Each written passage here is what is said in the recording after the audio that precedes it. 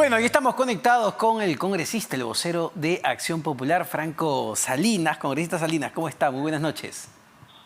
¿Qué tal, Omar? Buenas noches. Gracias una vez más para poder conversar un rato. Bueno, hay varios temas, ¿no? Los temas políticos, pero quería empezar, y los temas judiciales, con todo esto de las fiscales, Rocío Sánchez y Sandra Castro, y la fiscal de la Nación, que ha sido citada, entiendo, a la Comisión de Justicia del Congreso. Pero quería empezar con las reacciones también, desde su punto de vista, de las decisiones que ha tomado el Ejecutivo, que se han acordado en Consejo de Ministros, de, valgan verdades, flexibilizar las medidas de restricción.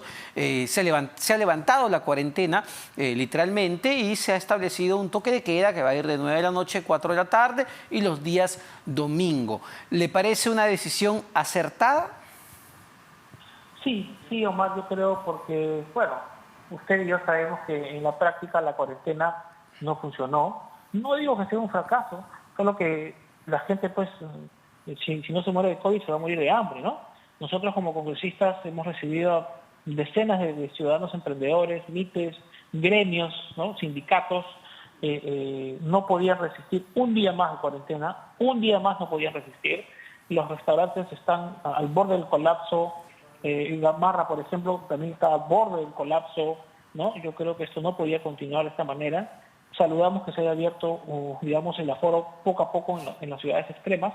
Yo creo que el manejo de la pandemia tiene que ser con un paralelo manejo económico, ¿no? Si no, yo creo que también la pandemia digamos, del fallecimiento económico de las familias también iba a venir, entonces no se podía permitir. Espero que las medidas surtan efecto, esperemos también que nos sigamos cuidando porque hay una responsabilidad de cada uno ya, hay una responsabilidad de cada familia de tener, llevar su día a día con los protocolos, pero ciertamente la cuarentena ya no podía seguir como estaba, ¿no? Ojo, entiendo totalmente ese punto de vista y hemos conversado aquí con diferentes gremios empresariales, los restaurantes, Gamarra, salones de belleza, que están en una situación pues tremenda. Y restaurantes, sobre todo. Restaurantes, están totalmente reventados y qué decir de los millones de trabajadores. Estoy totalmente de acuerdo con usted, pero claro, no deja de preocupar, conversábamos hace un momento con el doctor Quispe, un epidemiólogo, de la data que tenemos en este momento. Todavía la curva de fallecidos no da la vuelta, sigue subiendo, no tenemos camas UCI, tenemos una crisis de oxígeno. Entonces la sensación un poco ahora, y no sé si lo compartirá, es, bueno, pues sálvese quien pueda, ¿no? Y nos toca prevenirnos a nosotros porque la situación es crítica. Omar, lo que sucede es que el ejemplo que tenemos del año pasado con las restricciones y el confinamiento que nos llevó a una debacle económica, no funcionó mucho realmente, ¿no? Porque los contagios subieron, el peor manejo de pandemia prácticamente en el mundo, los mayores fallecidos por millón de habitantes, igual con los contagios. Entonces, si hubiésemos tenido una buena experiencia, yo te diría, mira, aguantamos un poco más, que no aguantamos. Pero no, tampoco fue eso, ¿no? Entonces yo creo que tiene que haber un manejo de la pandemia de un punto de vista sanitario, pero también de un punto de vista económico con la reactivación económica. Ahora hay gente que se ha reprogramado créditos, que se ha endeudado un poco más y seguían cerrados. Entonces ya no llevan ni poder pagar planilla, ni las familias, ni los bancos. Entonces yo creo que esto es una medida sana y esperemos también que se asuma una responsabilidad personal de cada uno, ¿no? Pero siente que ha habido, digamos, está bien, yo empiezo a flexibilizar las medidas porque entiendo que hay una necesidad económica, no solo de las empresas, sino de los propios trabajadores, que me parece totalmente válido, pero a la vez doy una respuesta o medidas para mejorar mi capacidad sanitaria. Hemos escuchado al ministro Ugarte hablar de que ya va a llegar oxígeno importado.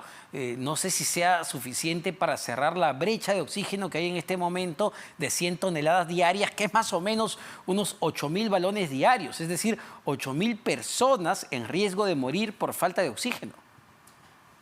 Claro, yo creo que ese es otro punto de vista que hay que analizar, y al menos los congresistas tenemos la obligación de fiscalizar sobre todo los actos de gobierno del Poder Ejecutivo, y esta semana de representación bien lo estamos haciendo. Yo creo que es un avance, porque de alguna otra manera, por ejemplo, nos mandaron al confinamiento en la cuarentena que acaba de terminar, un mes, y los bonos llegaron después de 15, 17 días, Omar. Sí, y hay gente que hasta este momento no ha cobrado los bonos. Entonces, si tú no le das una alternativa, si no le vas a, digamos, a perdonar algunos servicios básicos como luz, agua, comunicación para el pequeño taller que tengas. Entonces los encierras, no les das ayuda, los bonos no les llegan, las familias tienen que salir a la calle y es completamente comprensible, ¿no?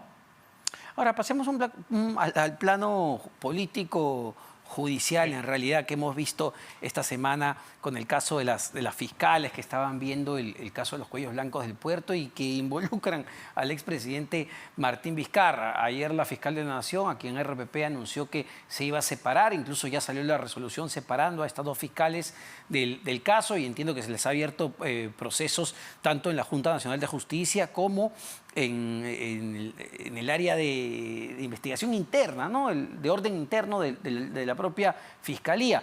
Pero en el Congreso han citado a la fiscal de la Nación. ¿Con qué objetivo? ¿Cómo analiza el tema en todo caso? Sí, yo creo que es necesario que la fiscal de la Nación, la doctora Zoraida Ábalos, de alguna u otra manera le responda al país de qué es lo que ha pasado, porque acá hay una responsabilidad política desde el Ministerio Público que tienen que asumir. Omar, en un Estado de Derecho natural, de una conducción normal de un país, esto no existe. Un fiscal no puede reunirse con un presidente de la República, menos en un domicilio, en un sitio privado, ¿no? Ellas dicen que fue por un tema de protección, de seguridad. Eso tampoco es así. Hay un canal, un protocolo que seguir a través de su propia institución. Entonces, la invitación a la fiscal de la Nación responde en primer lugar a los hechos que están sucediendo por el tema emblemático llamado los cuellos blancos del puerto, que de alguna otra manera se ve ensombrecido por este actuar de estas dos fiscales con el presidente de la República, que presuntamente, digo yo, presuntamente estarían encubriendo porque el señor debió también estar investigado. Y ellas se reúnen con él, ¿no? Hemos visto, por ejemplo, cómo la empresa del señor Camaño le brindaba servicios al Ministerio Público y paralelamente la Fiscalía lo está investigando a él. Entonces, acá hay algo muy raro, ¿no? Acá hay algo que se tiene que investigar y que finalmente la fiscal de la Nación tiene que responder y asumir una responsabilidad. Ahora, ¿hay una omisión de funciones? No lo sé, pero hay mucho silencio, hay mucha pasividad en cuanto al funcionamiento del despacho de la fiscal de la Nación para con el tema de las vacunas. Omar, hasta el día de hoy no hay impedimento de salida para ningún investigado en el tema de las vacunas. Y el presidente se ha vacunado, las exministras están vacunadas y no hay impedimento de salida para ninguno de los tres. Y la ley permite impedimento de salida para estos tres funcionarios. No es que yo quiera defender al señor Vizcarra, ni mucho menos, pero entiendo que enfrentan en el Congreso de la República una serie de investigaciones en diferentes grupos de trabajo, subcomisión de acusaciones constitucionales, en la comisión de fiscalización, en la comisión COVID-19. A lo que voy, ¿no le da quizá esto argumento al señor Vizcarra y a sus correligionarios para decir que hay una persecución política en su contra y para ganar votos o ganar réditos con la población? Bueno, mira, Omar, ya sería tener mucho descaro decir eso, y lo digo por él, ¿no? Porque finalmente él es el que ha confesado que se ha vacunado, ha confesado que ha vacunado a su esposa y a su hermano, ha confesado que estaba en una reunión con las fiscales que presuntamente o posiblemente debieron, digamos, ejercer la acción penal contra él, porque él ha tenido varias reuniones con el señor Camayo y lo ha dicho y lo he leído también una declaración aquí en el Comercio. Pero yo creo que no va por ese camino. El Congreso tiene que ejercer un control político válido. Todas las bancadas han ingresado denuncias constitucionales, pero paralelamente el Ministerio Público es el titular de la acción penal y tiene que ejercerla. Y si no hay ese ejercicio, hay una omisión de la función de la fiscal de la Nación. Y eso es lo que nos preocupa. ¿Qué otras cosas se sabrá? No hay una segunda lista. Se ha intervenido las universidades después de 5 o 7 días, no hay impedimento de salida para nadie. Entonces, si no hay un ejercicio de una acción penal, que es una obligación constitucional de la fiscal de la Nación, hay una omisión de funciones. Ahora, ¿les preocupa? Estas declaraciones las dio la fiscal Rocío Sánchez, ¿no? Que hasta hace poco era, digamos, miembro de este equipo de los cuellos blancos del puerto. Ella dijo que me consta que la fiscal de la Nación, ¿no?, Zoraida Ábalos, sabía de la amistad entre Sandra Castro y el expresidente Martín Vizcarra, cosa que la fiscal de la Nación ayer con nosotros lo ha negado que sea amiga del expresidente Vizcarra, ha negado que sea amiga incluso de Sandra Castro. ¿Pero estos vínculos de amistad preocupan? ¿O posibles vínculos? Por supuesto. Bueno, a mí personalmente me preocupan y bastante, porque que la fiscal de la Nación no sepa, Omar, que las dos fiscales emblemáticas de un caso importante en la persecución o en la búsqueda de la justicia se reunían con el presidente de la República, ni más ni menos con el mandatario de la Nación. Yo no creo que la fiscal no sepa.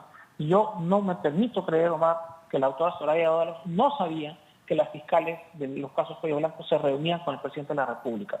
Por eso es que está bien convocada la fiscal de la Nación para que nos cuente si sabía o no, que declare bajo juramento si conocía del caso, si sabía de los audios o de las pruebas que implicaban o que implican presuntamente al presidente Vizcarra con el señor Camayo y los cuellos también blancos, el cuello blanco. Entonces, acá hay probablemente, si es que se investiga, se vería un tráfico de influencias y un encubrimiento personal, ¿no? ¿Debió dar un paso al costado Zoraida Ábalos? Mire, yo creo, y como lo hemos dicho desde el comunicado de la Bancada de Acción Popular, la Junta de Fiscales Supremos debería de manera inmediata evaluar el caso y realizar una investigación sumarísima, determinar si la fiscal de la Nación, la doctora Soraya, sabía o no conocía el caso, si hay otros temas, y finalmente evaluar en un proceso que sin que se vulnere su derecho completamente imparcial, objetivo, si es que se toma esa decisión. Pero creo que la omisión de varias cosas de la doctora pues deja mucho que desear, ¿no? Ahora, finalmente, congresista Salinas, Martín Vizcarra, ¿será inhabilitado por este Congreso? Bueno, mira, Omar, yo quisiera, digamos, respetar como merece el señor Vizcarra, como un ciudadano con todos sus derechos, el debido proceso. Así va a ser, se va a cumplir con el procedimiento. Estamos en este momento en la Subcomisión de Posiciones Constitucionales y ya entiendo la presidencia elevando a la Comisión Permanente la aprobación de la calificación de todas las denuncias por juicio político que eventualmente llevarían a la inhabilitación del señor Vizcarra, pero pareciera que va por ese camino, ¿no? Perfecto, congresista Salinas, muchas gracias. El vocero de Acción Muchas Popular. Gracias, Omar. Buenas noches. Muy buenas noches, congresista Salinas. Vocero de Acción Popular, Franco Salinas. Nos vamos a un corte, pero venimos para seguir hablando del expresidente Martín Vizcarra y ahora problemas a la interna del partido que lo lleva como candidato al Congreso de la República. Venimos con eso.